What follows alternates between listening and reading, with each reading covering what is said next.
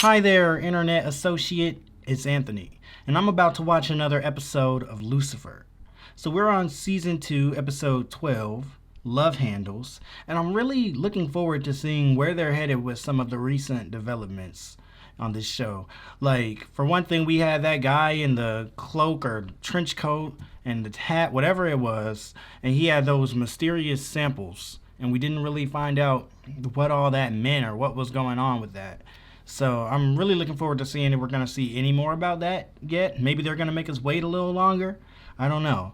And also, of course, Lucifer and Chloe finally did it at the end of last episode. Well, they didn't do it, but they kissed. So they kissed on the beach, and then maybe they went for a long walk afterwards. So it sounds like they're pretty much officially dating at this point. I don't know, but yeah, Lucifer and Chloe, they kissed. Maybe they're going to be a thing now. I'm looking forward to seeing what's going to happen with that and how exactly this show is going to look with Lucifer and Chloe actually together and not, in a constant kind of push and pull type relationship type thing, if you will, if you know what I mean. So let's go ahead and get into it. This is Lucifer season 2, episode 12, Love Handles. They still going. I think they are about to actually do it. Somebody's probably going to interrupt them. Who's going to interrupt them? Detective. He said, detective. I see you found my love handles. That's what love handles means? What? What is she I was about to say, that was a dream. I was about to say, that is not the reaction I would have expected at all. Okay, Maze, get out. Now. Lucifer got very horny right there. Her? Well, I'm sure it must have made quite an impact on her. I mean, we're here to talk about your feelings, no doubt Lucifer. she's overwhelmed by emotions she's never felt before. She's overwhelmed. I mean, do you think she's ill? Or maybe Do you think she's she's ill? just taken by you. The detective is completely immune to my charms. Lucifer, maybe you can actually attract somebody without using your charms. He gets all these women with his charms, which are kind of supernatural. And so then now he doesn't even think he can get a woman without, I guess, using his, somewhat manipulative trickery. So what is it you truly desire now? She still doesn't work. Lucifer, what the hell are you doing? You know that stuff doesn't work on me. Right. Really? On the job, Chloe. He was just hungover after the big win against the Pasadena Greyhawks. Turns out he'd be dead of poisoning. I was thinking he does look like he's kind of just lying there. I guess I wouldn't say comfortably, but I would have thought he was asleep Poisoning? if it wasn't for the stuff around his eyes. No, like poisoning. Check it out. Poisoning. Sorry, it's just a discharge. It gets me every time. Oh my gosh, Chloe. It was nowhere near that funny. Or sex with friends. I just figured that's where you were going with that. Chloe. He's quite old, and since when did you become the president of his fan club? Since he just walked in here wielding a large knife. Am I too late? Is he dead? Man said he would kill that kid if I didn't cut my face. See, stuff getting serious. Glad Chloe was on her game then, since earlier they were trying to investigate a body and she was too busy flirting. You're an amazing What is actor this? with an impressive library. I think they're of anonymous or films under your something? belt. Is this I don't know, I might be looking way too into things, and I don't know if this has anything to do with anything, but his face looks very, obviously it doesn't really look like it, but it kind of reminds me of the look that, people's face get when they get a lot of work done and whatnot on their face, I guess. It's kind of like an exaggerated version of that. I wonder if there's any, intentionality there, or if that's just how the face looks. I couldn't cut my face.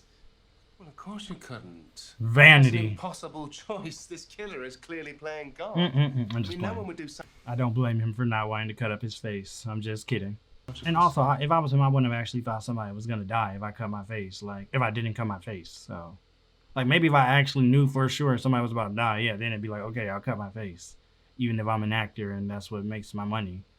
But, I mean, even though it's to his personal email, I still wouldn't have thought it was real. Know if it's real? All I can say is follow your heart, son. These things have a way of working themselves out in time. Lucifer has such a confident exterior. You know, he just seems like he has no reservations about, like, you know, who he can get with and how cool he is and all that kind of stuff. But then when he actually makes a real connection with somebody, he doesn't believe that it could be real. So that says a lot about, you know, the insecurities that he really has. Dreary places, aren't they? They smell like feet.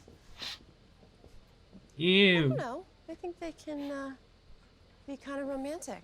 Have you ever Chloe, made out in a library? Gotten you're into not in places college usually anymore. When you tell me to.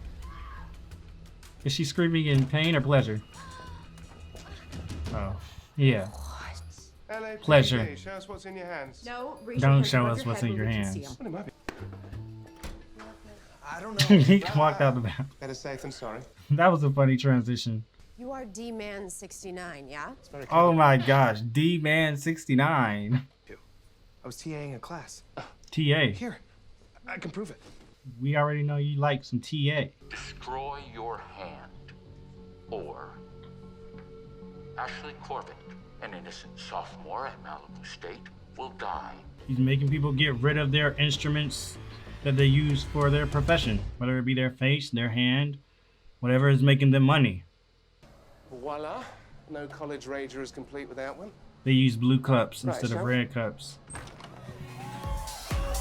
Me and Kylan from my Buffy the Vampire Slayer reactions wrote a whole movie screenplay about a party with blue cups, because the character was supposed to get red cups but got blue cups instead, and then that just made everything go wrong. That was like middle school though, so the screenplay is terrible. She might be in danger. Danger of getting wasted. Oh my goodness, Lucifer, your charm definitely is still working. Lovely. So Lovely. turn it Turn off. this thing off. Taken an oath to do no harm. How am I supposed to make that choice? You're not supposed to. You don't have to. You shouldn't have to. Like, this is all just a sick killer's game. It's not even like this is a, you know, reasonable moral dilemma that carries any type of weight. You don't have any responsibility to cut your hand off. I mean, I know that sounds terrible because it's like an innocent girl's life is at stake, but this is like all part of some sick killer's game. And, you know, she's doing the right thing. She's, you know, talking to the police and everything. Got to do what we can to stop it from happening. But it's honestly, it's not her responsibility, I don't think, to cut her hand off to stop this guy. We need, like, the police and everybody needs to be doing everything they can to get this guy and to protect that girl is what needs to be happening. Not just playing into his games even more by cutting her hand off, because then he's just going to do it more and more to other people. It's a never-ending cycle at that point. So, not even a question to me. No moral dilemma here. Don't cut your hand off. But what if they can't? They will find her. Oh, they can't I find her. promise you. Some of our best people are on it. Still, though, even though they can't find her, I don't know, man. I just think that we don't need to be playing into this guy's games. Like, they just all resources and time and energy needs to be going into stopping him. Rock my world. I don't think so. You got a boyfriend? What a or lie. She's like, I mean, no. Definitely not. I suppose what Chloe, I'm saying is, he's just on the well, job. how do I know that it's real? He's just getting the info. If you're two halves of a whole. Oh my god. Is this her? Yes. She's so pretty. It just won't stop. Did she get poisoned? Dr. Devil, confidentiality. But I'm not asking you to break his trust. Dr. Devil In fact, I'm asking you to confidentiality. illuminate the truth for him. If he's going to make an informed decision about Chloe, about his future here. You're slipping up. The exact opposite of what I'm suggesting. Thank you, Doctor. I know just the person. Now I see the resemblance. Wow, that's the same thing that Lucifer did earlier in the episode. Don't. You said there's a garbage disposal. Wait a minute. Don't. Just run away. Dan, why did you just stop at the door saying don't? This man just stopped. Don't. I mean, I know in the moment it's hard to make the right decision on what to do. But I guess I just wish that he would have just ran directly over to her and stopped her rather than just standing there until she actually stuck it in. But I get it's a tough thing. In the moment, things just feel different. You know what I mean? Well, who's to say the killer wouldn't demand her other hand, a spleen, a heart? Because believe me, there is no winning when you play by a twisted tyrant's rules. My point exactly. Can I talk to you for a second of our work? I agree with Lucifer completely, but it is like the wrong setting and way to say it. I mean, yeah, she actually cut her hand off now, so there's no point in getting mad at her. We have to work together as a team, or else someone could get hurt. You mean, or someone else could get hurt, because people are already getting hurt and dying. I mean, we are talking designer poison here. Designer poison. It's like I mean, Versace in bad, poison form. But really good. Ella loves this stuff so much. The rich guy that we looked into for the murder of that stewardess. We were Oh, searching for snap. a special package that was Oh, is this all related to those samples that, okay, this is all like tied together. This is the other student that was Things poisoned? just got interesting. This is all tying together from the last episode too. Okay. So this isn't just a completely separate case of the week type deal. Do you have any idea, Ashley, when you could have been poisoned yesterday? I mean, it was a normal day. Why was your arm sore? I don't know. I guess because of the flu shot I got. What? I mean, like, I'm not mad at her for not realizing that she was being poisoned when she got the flu shot, but it's just so funny. Do you have any idea when you could have been poisoned? She lists all this other stuff. And she, I don't know why my arm was sore. Maybe because the flu shot I got. Like, that was the poison. Come on. That didn't come to your mind? He was a professor at Malibu until this video went viral. Wanna know why? So he's recreating his own moral dilemma. He's picking everyone by design, the kids, the And professionals. he's not done. I mean, that's some sick stuff. It's an interesting motivation, though. But that is really sick, man. Completely different situation, too. Like, I mean, yeah, that actually is, I guess you could say, a moral dilemma. Although, in that case, in the case he was in, it definitely seems like the more, I mean, I don't want to say obvious choice, but kind of like just obviously correct thing to do, ethical thing to do, would be to help the actual human being before the dissertation. I mean, it's a little different than, you know, these games that he's playing with these people. He responded that quickly? Told you. Got like automated response on? Like, is he out of office? Like, how did he respond that fast? Hello, detective. Is this a live Need video that mask chat? anymore. Professor. What do I want? To finish my experiment without interference, but here we are. Your This experiment guy is failed, crazy. Professor. We proved your theory wrong. To improve upon my experiment, truth is, Dr. Scott only mutilated her hand because she was being observed by you. So this time, I'm controlling my variables. Oh my gosh. And that's, dude, this dude is got all this, I guess you could call it like confirmation bias, making up reasons in his head as to why things are happening the way they're happening. She clearly gave up her hand because she just actually wanted to, and not that she wanted to, but she felt like that was the right thing to do and that's what she needed to do. Since she knew that they were on the case, she wouldn't have felt the need to do it just because she felt like she was getting pressure from them because they were telling her not to. So, dang, this dude is so sick. You guessed it. The antidote. Oh, and please, for your Dude, you're not making any sense right now.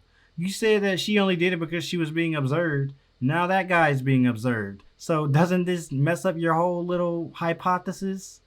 Now that you're doing all this, wouldn't, by your logic, this guy be like, oh no, people are observing me. They know that this is happening. I guess I got to do it now so that I look like a good person. Like, this doesn't make any sense. This guy is crazy. And the only place the formula lives is right here, in my head. Like, oh my gosh. This man want to be Walter White so bad. Like, why are you being so evil right now? Granny Panties Decker, a miracle? Please. She's spilling the tea. 35 years ago. Simple, really. You decide what's more important.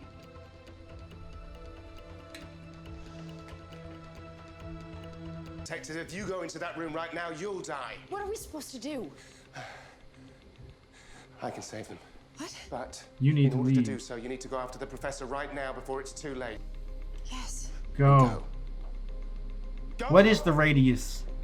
How far does Chloe have to be? Hopefully she's far enough, quick enough.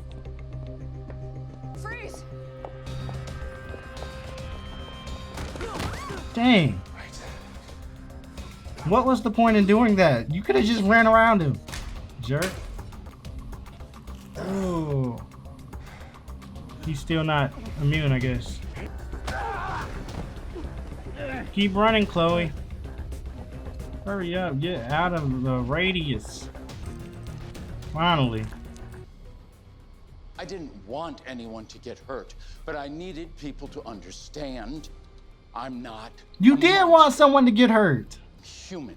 How twisted is this guy's mind? They're like, yeah, they probably did think you were a monster before because of the, you know, the thing with the word. I wouldn't call him a monster for that. I would still say it was the wrong choice. Also, again, in the moment, it can be hard to make the right choice like that sometimes. But you definitely are a monster for what you're doing now. Crazy sicko.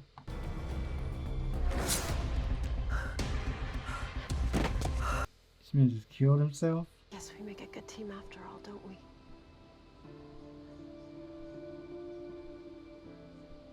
This is real, isn't it? Lucifer and Chloe is still a little weird to me. That's still going to take some getting used to for me now. Every time they do anything like that together, it just feels slightly, there's just a slight bit of uncomfortableness there for me for some reason. It just, I don't know, it just feels weird. I guess over time, I'll get more used to it if it continues to go on. Overwhelming sensation. I can't even describe it, but I feel invincible. That's a little ironic. Come on, ladies. Bring it on. Considering Whatever it that when is. they're together, he's the exact opposite of invincible. What's Amenadiel doing with Chloe's mum? Oh.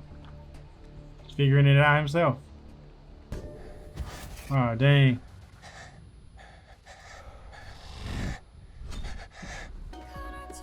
Detective! Detective? Why does he call her detective in their personal life? Did you know? Huh? What's This going whole on? bloody time, did you know? He poisoned her?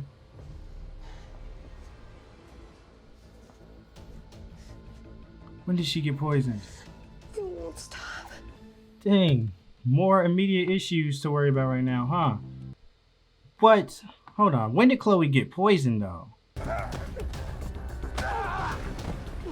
Alright, very interesting episode. It started out similar to the last episode, you know, with a lot of the kind of the goofy, playful side of Lucifer, with Chloe constantly trying to flirt with him and all this stuff that was way out of Chloe's usual character. So that was pretty funny. But things got serious pretty quickly. I mean, first of all, I just thought the whole idea that this doctor had was just so sick and twisted and demented. And honestly, what I really liked about it was that I can really see somebody in real life feeling this way. Like, it's such a twisted mentality and it makes no sense at all.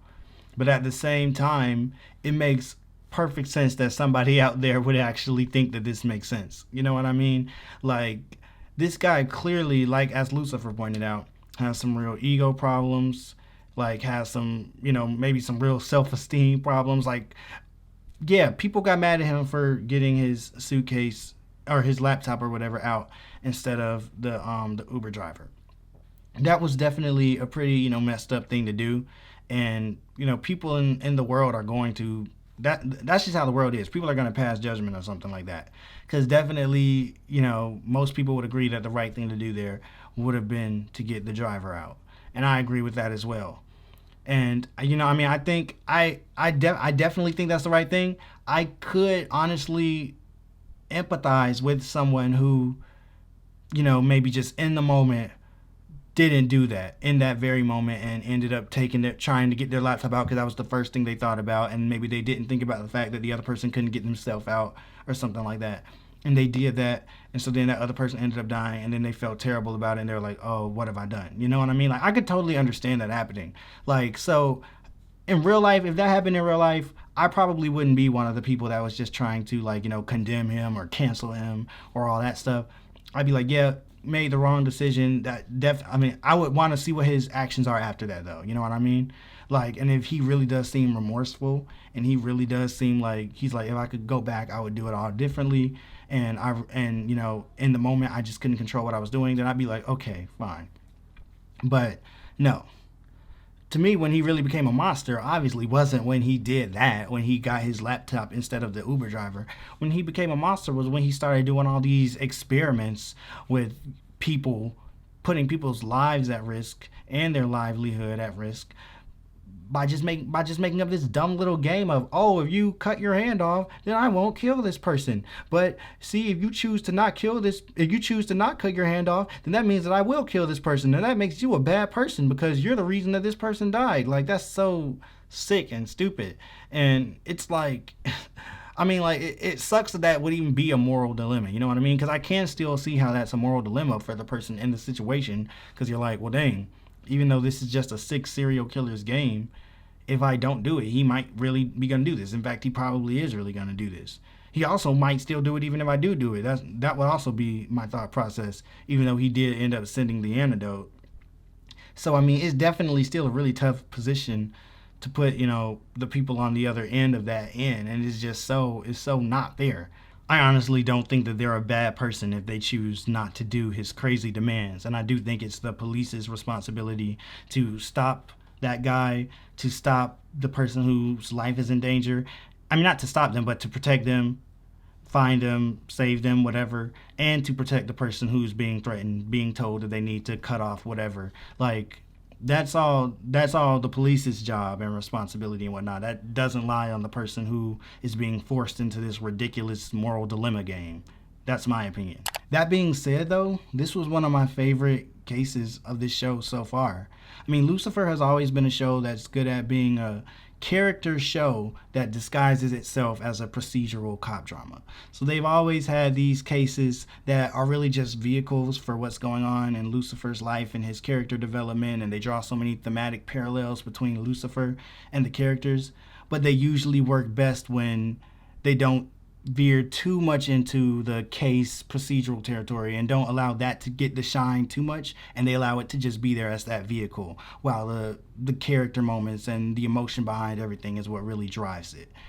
In this case, it felt like this case was actually just a really, really strong case. The villain was just so sick and demented. Like, I just could not stop commenting on that throughout the episode, how crazy he was. But yet he was believable. And he really felt like somebody that you would see or hear about in real life. And it felt like they didn't employ many of the usual tactics that they would throw in just to lead you one way or to, drag things out. It didn't feel like this felt like it followed the usual procedural case format that you see on TV shows in general, on Lucifer and other shows. This case felt like it managed to kind of completely create its own lane, while also still tying into what was happening in the last episode, which is also something that I thought was really cool about it. Even though it was a case of the week, it wasn't a standalone type thing. It still, carried over from what we saw last episode, and I'm interested to see, how long they're going to continue doing that, because I think that's really cool when they can make not only everything that the characters are going through be overarching stories, but sometimes seeing cases that, run together and build upon each other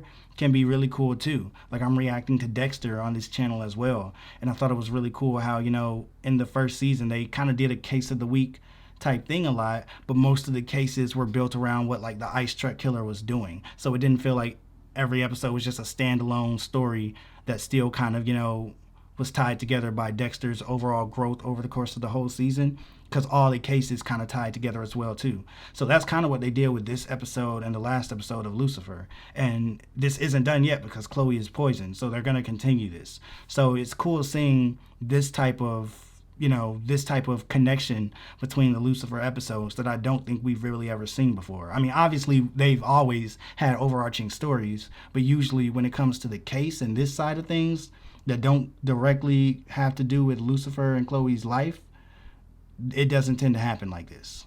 Just when Lucifer was finally starting to accept that this is real and that, it's not his charm or anything fake like that, that Chloe just actually likes him now, just when he was starting to finally accept that and appreciate it and feel the happiness of it, that's all ripped away from him when he sees that picture of Amenadiel and Chloe's mom sitting there.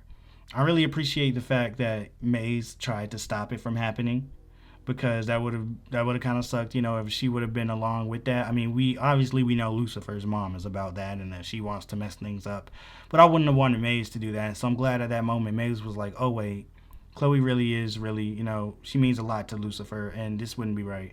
So I'm glad she tried to stop it, but it was too late.